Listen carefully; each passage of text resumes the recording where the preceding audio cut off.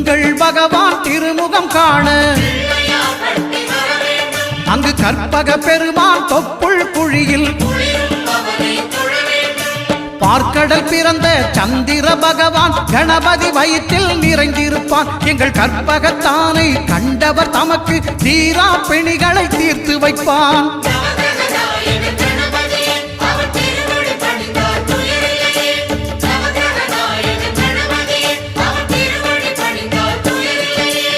ஒன்பது கோளும் ஒன்றாய் காண